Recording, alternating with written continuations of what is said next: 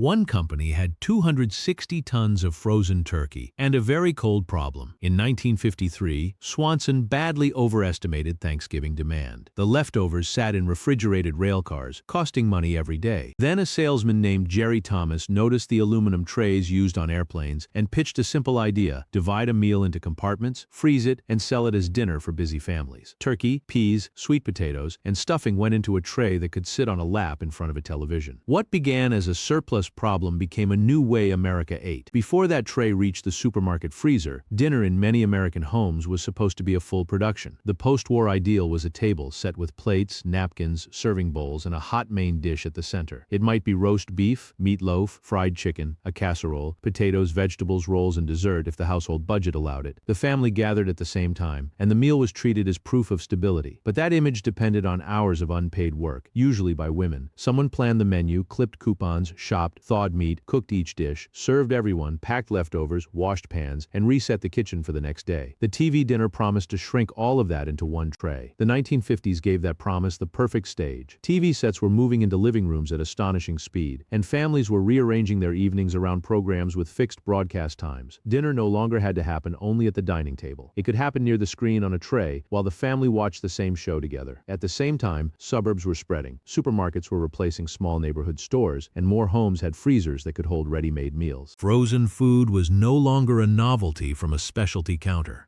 It was becoming part of the weekly grocery trip. The TV dinner fit this new world because it looked modern. The divided aluminum tray suggested technology, cleanliness, and efficiency. It offered meat, vegetables, and potatoes in separate compartments, so the meal still felt complete and respectable. Convenience was not sold as giving up. It was sold as joining the future. The famous Swanson story begins with a problem: too much turkey. After Thanksgiving in 1953, the company reportedly had hundreds of tons of unsold frozen turkey sitting in refrigerated rail cars. It was a costly mistake unless someone could turn the leftovers into something people would actually buy. That is where the origin story gets crowded. Jerry Thomas, a Swanson salesman, later claimed he proposed packaging turkey with sides in a divided aluminum tray, inspired by airline meals. Betty Cronin, a Swanson bacteriologist, helped solve the practical problem of making different foods freeze, reheat, and taste acceptable together. The Swanson brothers had the company, distribution, and advertising power to put it everywhere. Frozen prepared meals already existed before this. Swanson did not invent the entire idea from nothing. What Swanson did was give it the right name, the right package, and the right moment. They called it the TV dinner. Frozen dinner sounded like storage. TV dinner sounded like the future. In the 1950s, TV was becoming the glowing centerpiece of American homes. Families rearranged living rooms around the set. Advertisers sold modern life through game shows, variety programs, and sitcom families who seemed to live just beyond the screen. Swanson's tray fit that world perfectly.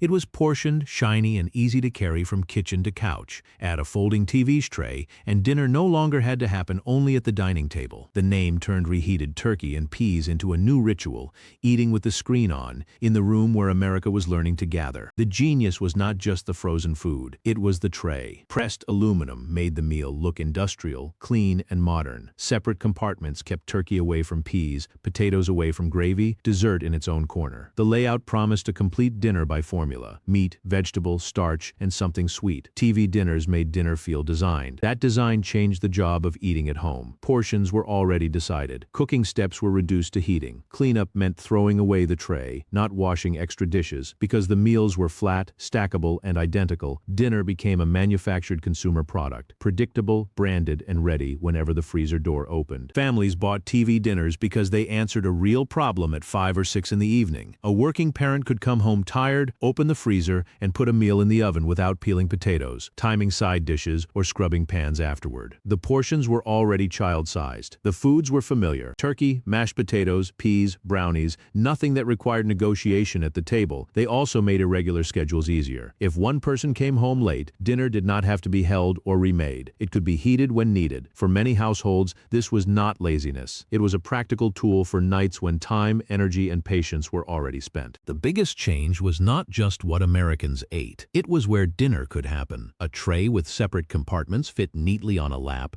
and the TV set gave the room a new center of gravity. Food no longer had to organize the evening. It could sit beside the main event: a Western, a variety show, the evening news, a sitcom everyone wanted to catch. This did not mean every family abandoned the dining table overnight. Many still ate together, talked over plates, and treated dinner as a daily checkpoint, but the screen made another routine feel normal. One person could eat earlier, another later. Children could face the TV instead of each other. Conversation became optional, not automatic. TV dinners did not destroy the family meal by themselves. They reflected a household already changing through work schedules, suburban living, convenience appliances, and mass entertainment. But they also accelerated that change by making screen-centered eating easier. And once dinner became individual, portable, and entertainment adjacent, the question was no longer what is for dinner. It was what are we watching with it? For many women, dinner was not a meal. It was a daily shift of unpaid labor. Post-war America celebrated new appliances, frozen foods, and suburban comfort. But the expectation inside many homes remained clear. A good wife and mother planned the menu, bought the groceries, cooked the food, served the plates, and cleaned the kitchen afterward. Even when women worked outside the home, the responsibility for dinner often came back to them. That is why the TV dinner's promise mattered. No peeling potatoes, no timing 3 pans on the stove, no stack of dishes waiting after everyone else had relaxed. It did not erase domestic labor, and it did not free every woman from the kitchen, but it named a burden that had long been treated as invisible. For one night, dinner could be solved by opening a box. Once TV dinners proved that Americans would buy a complete meal in a tray, the freezer aisle became a testing ground. Companies moved beyond turkey and peas into fried chicken, Salisbury steak, meatloaf, spaghetti, Mexican-style combinations, breakfast plates, and budget dinners built for the lowest possible price. Each box answered a different question: who was eating, how much time did they have, and how little did they want to spend? Then came bigger portions, with Hungry Man-style meals aimed at appetites that ordinary trays did not satisfy. Diet dinners promised control, counting calories as carefully as earlier meals had counted minutes. Later, premium frozen entrees tried to make convenience feel less cheap, with richer sauces, branded ingredients, and restaurant language on the package. By then, frozen dinner was no longer one product. It was a mirror of American wants: more food, less food, faster food, cheaper food, and something new every week. The freezer aisle had become a battlefield for dinner itself. The next breakthrough was not in the tray, it was on the kitchen counter. By the 1970s and 1980s, microwave ovens turned frozen meals from convenient to almost immediate. A dinner that once needed a hot oven and a long wait could now be ready in minutes, which changed what companies could sell and how families used frozen food. That shift also killed the classic aluminum tray. Metal did not belong in a microwave, so manufacturers moved toward paperboard, plastic trays, and microwave-safe films that could vent steam, hold sauces, and survive rapid heating. The TV dinner had not vanished. It had changed uniforms. It became the microwave meal, the diet entree, the office lunch, and the premium frozen bowl, built for a faster America. By the 1990s, the words TV dinner sounded less like the future and more like grandma's freezer. Shoppers still wanted convenience, but they wanted it to feel healthier, fresher, and less processed. At the same time, takeout became easier to get. Casual chains expanded, and supermarket-prepared foods offered hot meals without cooking. The frozen tray now had to compete with pizza delivery, rotisserie chicken, and eventually app-based ordering. So the classic foil TV dinner declined as a cultural icon, even while its core promise survived: a complete meal, portioned, packaged, and ready when you were. The TV dinner did not disappear. It became normal. You can see its logic in a frozen grain bowl eaten at a desk, a meal kit portioned into separate packets, a microwave entree with a film lid, or a delivery order unpacked in front of a streaming show. The container changed. The habit stayed. Modern meals are often designed for one person, one screen, and one schedule. They are portable, portioned, and built to reduce decisions.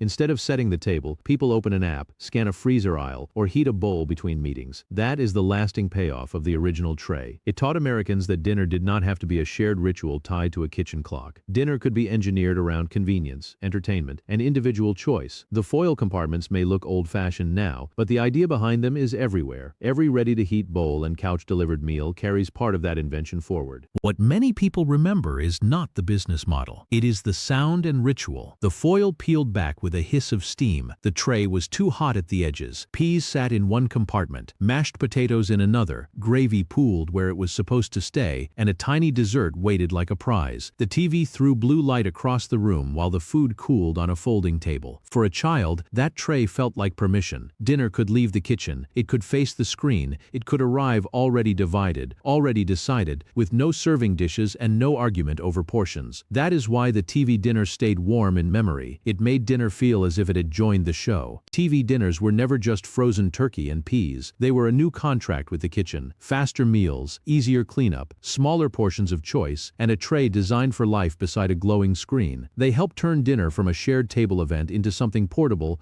personal, and timed around entertainment. Thanks for watching, and tell us in the comments what dinner looked like in your house. Once America learned it could could eat dinner in front of the TV, it never really went back.